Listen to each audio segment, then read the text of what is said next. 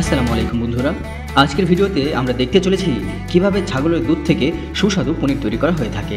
আর সাথে সাথে দেখতে চলেছি বিভিন্ন খামারে কিভাবে ছাগলদের বিভিন্ন পদ্ধতিতে বড় করা হয়। প্রাণীচর্যার নতুন আরেকটি ভিডিওতে আপনাদের সবাইকে স্বাগতম। আমেরিকার মতো বিশাল বড় দেশে ছাগল পালনের জন্য যেমন ট্রেডিশনাল পদ্ধতি ব্যবহার করা হয়, ঠিক তেমনই মডার্ন টেকনোলজিও ব্যবহার করা হয়। ছাগল সাধারণত 5 মাসের প্রেগন্যান্সিতে বাচ্চা প্রদান করে, আর এই বাচ্চা প্রদানের মাধ্যমে শুরু হয় পনির তৈরির যাত্রা। যত বেশি পরিমাণে বাচ্চা পাওয়া যায় তত বেশি ছাগল উৎপাদন হয়, আর যত বেশি ছাগল তত বেশি পরিমাণে দুধ পাওয়া যায়, আর যত বেশি দুধ পাওয়া যায় তত বেশি পনির তৈরি করা যায়। ছোট অবস্থা থেকেই ছাগলের বাচ্চাদের অনেক যত্ন নিতে হয় এবং পুষ্টিগুণ সম্পন্ন খাবারও দিতে হয়। এদের বিভিন্ন রোগবালাইয়ের মাধ্যমে মৃত্যুও ঘটে, তাই রোগবালাই দমন করার জন্য এবং প্রতিরোধ করার জন্য বিভিন্ন রকম ভ্যাকসিনেশন ও মেডিকেশনের ব্যবস্থা করা হয়। ছাগল যখন 18 মাস বয়সে পৌঁছায় তখন তাদেরকে ফুললি ম্যাচিউরড বলা হয়। এই সময় এক একটি ছাগলের ওজন 40 থেকে 50 কেজি পর্যন্ত হয়ে থাকে। আমেরিকার টেক্সাসে অবস্থিত এই ছাগলের খামারে ছাগলগুলোকে মাঠে চড়িয়ে বড় করা হয়। শুধুমাত্র টেক্সাসেই আমেরিকার 41% ছাগল উৎপাদন করা হয়, আর টেক্সাসে অবস্থিত ছাগলের বেশিরভাগই উৎপাদন করা হয় ছাগলের মাংস প্রসেসের জন্য।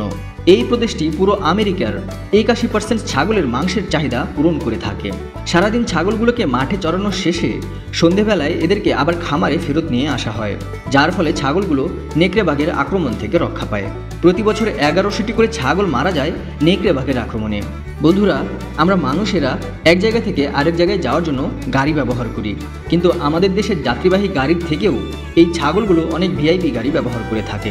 এক মাঠ থেকে অন্য মাঠে ঘাস খাওয়ার জন্য তারা এসব গাড়িতে যাতায়াত করে।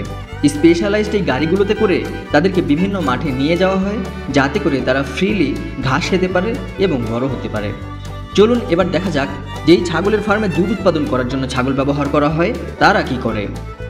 এই স্পেশাল খামারে এ ধরনের ছাগলগুলোকে একটা আলাদা ধরনের খাবার দেওয়া হয়, যেখানে প্রোটিনের মিশ্রণ বেশি থাকে, আর এই বিশেষ ধরনের খাবার খাওয়ার ফলে তাদের থেকে অতিরিক্ত পরিমাণে দুধও পাওয়া যায়। আমেরিকার ক্যালিফোর্নিয়া প্রদেশে যে ছাগলগুলোকে উৎপাদন করা হয় তার বেশিরভাগই দুধ উৎপাদনের জন্য খামারে পালন করা হয়। বন্ধুরা, আপনারা কি কখনো ছাগলের দুধ টেস্ট করে দেখেছেন?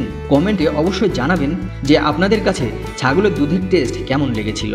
এই বিশাল পরিমাণ ছাগলগুলো থেকে একটা একটা করে দুধ নেওয়া সম্ভব নয়, কারণ অনেক সময় লেগে যাবে। তাই এদের থেকে দুধ কালেকশন করার জন্য এই ছাগলগুলোকে একটা স্টেডিয়ামের মতো বড় দুধ কালেকশন চেম্বারে নিয়ে যাওয়া হয় এবং সেখান থেকে একে একে অটোমেটিক মেশিনের মাধ্যমে তাদের থেকে দুধ সংগ্রহ করা হয়। এই ধরনের বড় সাইজের একটি ছাগল থেকে দিনে 7 থেকে 8 কেজি পর্যন্ত দুধ পাওয়া যায়। এই দুধের পরিমাণ আমাদের দেশে যা কিনা একটা অ্যাভারেজ সাইজের গরুর দুধের সমান। দুধ কালেকশন করার শেষে ছাগলগুলোকে ছেড়ে দেওয়া হয় এবং দুধ কালেকশন মেশিনটিকে পরিষ্কার করে রেখে দেওয়া হয়। সংগ্রহ করা দুধগুলোকে এরপর চিজ ফ্যাক্টরিতে পাঠানো হয়। বন্ধুরা, এর আগে কি আপনারা কখনো ছাগলের দুধের পনির টেস্ট করে দেখেছেন? ছাগল থেকে প্রতিদিন 2 বার যে দুধ সংগ্রহ করা হয় সেখান থেকেই তৈরি হয় এই উৎস, পুষ্টিকর এবং সুস্বাদু পনির। এখানে বিজ্ঞান এবং আত্মা একসাথে কাজ করে। পনির তৈরি করার প্রসেসটা মোটেও কোনো সহজ প্রসেস নয়। দুধ গরম হয় এবং সাথে যোগ করা হয় কিছু মাইক্রো অর্গানিজম, আর তাতেই শুরু হয় জাদু।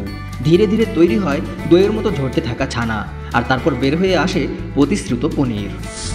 একজন পনির তৈরি করার কর্মকর্তা বলেন, আমরা তাড়াহুড়া করি না ভালো পনির তৈরি করার জন্য, যেমনটা আমাদের তাড়াহুড়া করা উচিত নয় ভালো জীবন এবং ভালো সময়ে আনার জন্য। পনির তৈরি প্রসেসটা অনেক সময় ব্যর্থ হয়ে যায়। যখন প্রচণ্ড ঝড় হয় এবং বিদ্যুৎ বিভ্রাট দেখা যায় তখন 1 সপ্তাহের পরিশ্রম সব জলে চলে যায়, যদি ঠিকমতো আবহাওয়া তৈরি না করা যায় এবং টেম্পারেচার মেনটেন না করা যায়। পনির তৈরি করার জন্য দৃঢ়তাই হচ্ছে এই শিল্পের বড় অংশ। ওরা আবার শুরু করে, পরিষ্কার করে মেরামত করে, কারণ ওদের জন্য পনির মানে শুধু পণ্য না, এটা জীবনের মানে। তাদের ভাষায় আমরা 7 বার পড়লেও 8 বার উঠে দাঁড়াই, তবে হাতে পনির নিয়ে। একে একে বিভিন্ন ধাপ পার করার পরে তরল পদার্থ থেকে থকথকে জেলির মতো একটা পদার্থ তৈরি হয়। পরিশেষে পনির যখন একদম রেডি হয়ে যায় তখন এটাকে প্যাকেটজাত করা হয় এবং খামার হতে এই পনির চলে আসে আমাদের টেবিলে। যেগুলো একটা নীরব গোয়ালঘরে জন্ম নেয় তা পৌঁছে যায় মানুষের মন ও মুখে। অনেকে পনির দিয়ে বিভিন্ন জিনিস তৈরি করে খায় আর বলে এটা শুধু স্বাদ না, এটা অনুভব। বন্ধুরা, আপনারা কেমন অনুভব করলেন ছাগল পালন পদ্ধতি এবং পনির তৈরি করা প্রসেস সম্পর্কে জানতে পেরে? অবশ্যই কমেন্টের মাধ্যমে আপনাদের মূল্যবান মতামত জানাবেন।